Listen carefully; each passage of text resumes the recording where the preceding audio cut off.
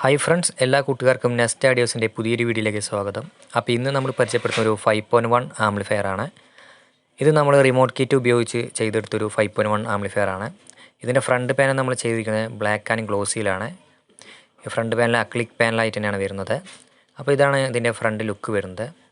നമ്മുടെ ലെഫ്റ്റ് സൈഡായിട്ട് നമ്മുടെ നെക്സ്റ്റ് എന്നുള്ളൊരു ലോഗോയും അതുപോലെ തന്നെ സബ് വോളിയവും അതിൻ്റെ താഴത്തായിട്ട് USB സ്ലോട്ടും, സെൻറ്റർ ഭാഗത്താണ് നമ്മുടെ ഗ്ലോസി ഭാഗത്താണ് നമ്മുടെ ഡിസ്പ്ലേ കാര്യങ്ങളൊക്കെ വരുന്നത്. റൈറ്റ് സൈഡ് നമ്മുടെ റോട്ടറി എൻകോഡറാണ്. അതിൻ്റെ അടിയിലായിട്ടൊരു പവർ ഓൺ സ്വിച്ചും കൊടുത്തിട്ടുണ്ട്.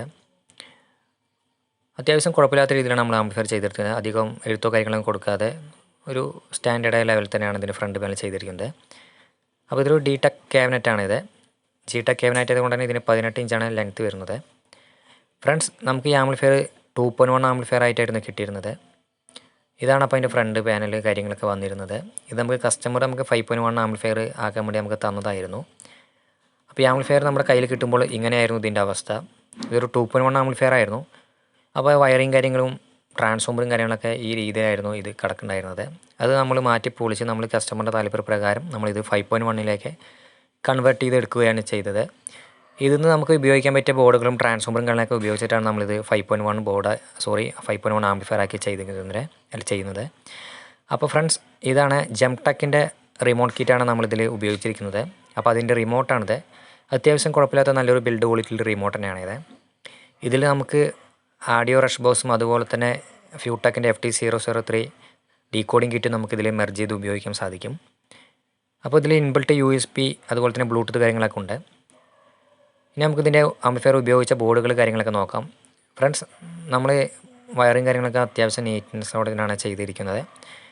അപ്പോൾ ഇതിൽ ഇതിൻ്റെ ട്രാൻസ്ഫോമർ കാര്യങ്ങൾ, നമ്മുടെ soft starter board, power supply board, ആ ചെറിയ ട്രാൻസ്ഫോമർ, കൂളിംഗ് ഫാൻ, ബാക്കിയെല്ലാം നമ്മളിതിൽ പഴയ നമുക്ക് ഉപയോഗിക്കാൻ പറ്റുന്ന വർക്കിംഗ് കണ്ടീഷനിലുള്ള ബോർഡുകൾ നമ്മൾ ആ പഴയ 2.1 ആംപ്ലിഫയറിൽ ഉണ്ടായിരുന്ന രീതിയിൽ തന്നെ നമ്മൾ ഇതിലേക്ക് എടുത്തിട്ടുണ്ട്. നമുക്ക് എക്സ്ട്രാ നമുക്കിതിൽ ആഡ് ചെയ്യേണ്ടി വന്നത് ചാനൽ ബോർഡും റിമോട്ട് കിറ്റ്, ആ ഫ്രണ്ട് പാനൽ, പിന്നെ ഒരു ഹീറ്റ് സിങ്ക്, അതൊക്കെയാണ് വന്നത്. സ്പീക്കർ പോർഷൻ DTECൻ്റെ ആണ്. ഇത് നമ്മുടെ ജംടെക്കിൻ്റെ റിമോട്ട് കിറ്റിൻ്റെ. പിന്നെ TDS7265 ആണ് നമ്മൾ ചാനലിന് വേണ്ടി ഉപയോഗിച്ചിട്ടുണ്ട്.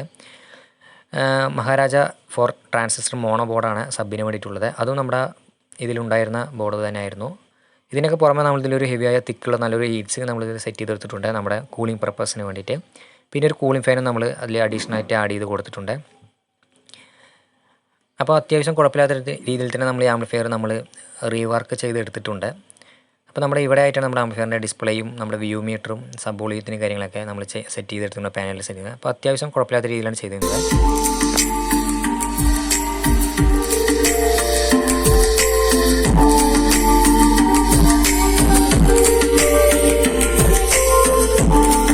അപ്പോൾ ഫ്രണ്ട്സ്, ആംപ്ലിഫയറിൻ്റെ ഫ്രണ്ട് ലുക്ക് ഇതാണ് വരുന്നത് ഓണായി കിടക്കുമ്പോൾ. അപ്പോൾ വീഡിയോ ഇഷ്ടമായി ലൈക്ക് ചെയ്യാനും ഷെയർ ചെയ്യാനും നമ്മുടെ ചാനൽ സബ്സ്ക്രൈബ് ചെയ്യാനും മറക്കരുത്.